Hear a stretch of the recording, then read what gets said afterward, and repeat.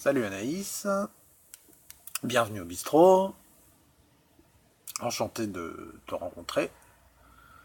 Euh, on se suit sur Twitter, je sais pas si tu avais remarqué. Euh, alors, euh, dans l'histoire que tu soulèves, ouais, c'est ça, hein, je crois que Xavier a pas mal... alors, Jean-Michel décortique bien le processus. Mais c'est vrai que Xavier finalement formule le mieux, enfin, ouais, avec une phrase simple, résume un peu la question. C'est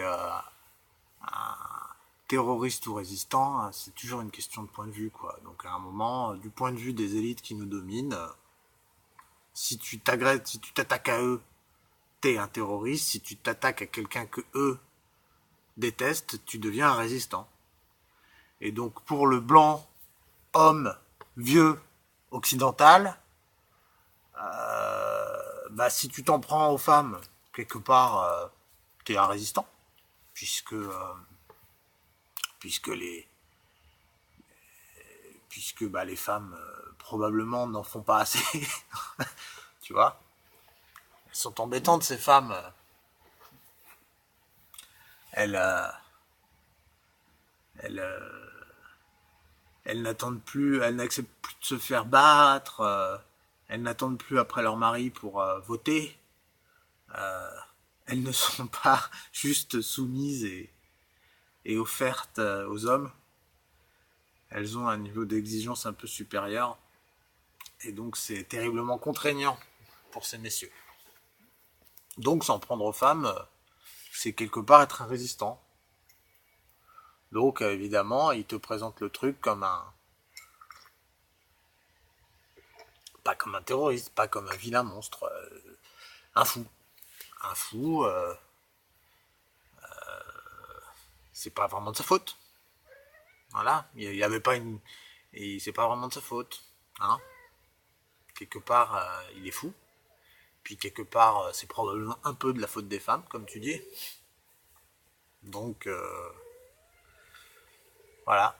Alors que quelqu'un qui s'en prend directement aux fameux hommes blancs vieux, occidentaux, ah bah lui par contre, évidemment, c'est un terroriste. Et il est totalement responsable de son acte et il y a une vraie réflexion derrière et puis il a vraiment aucune bonne raison de le faire. Hein. Voilà. Donc,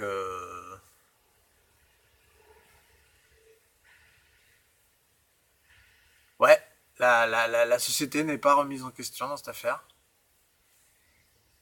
Les constructions mentales qui mènent à ce genre d'actes. D'ailleurs, ni dans un cas ni dans l'autre hein, ne sont remises en question.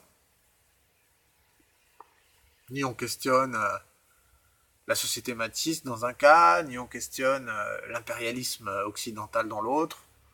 Tu vois que de toute façon, on passe à côté de l'essentiel. Hein. On reste centré sur l'individu et sur des détails anecdotiques, quoi.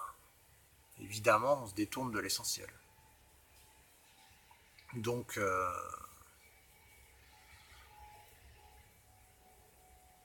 bah, ce serait peut-être bien, je sais pas. J'avais fait il y a quelque temps une vidéo sur Luca Magnotta sur le bistrot où j'essayais de prendre sa défense. Est-ce que de nos jours, on n'aurait pas besoin de personnes qui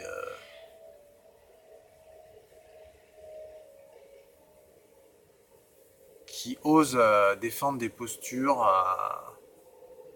Est-ce que le bistrot est pas le lieu pour défendre des postures qu'on n'entendra pas dans les médias? En tout cas, c'était un de mes objectifs de départ en le montant. Nous avons besoin d'entendre des sons de cloche différents, des analyses différentes, enfin des analyses tout court d'ailleurs, puisque ce qu'on a dans les médias, ça n'est pas des analyses. Ça n'est que... on reste dans l'émotion. Jamais on va dans l'analyse de fond. Donc, bah voilà, nous avons ici un endroit pour, je dirais, faire dérailler le train de la bien-pensance et de la pensée unique. Voilà.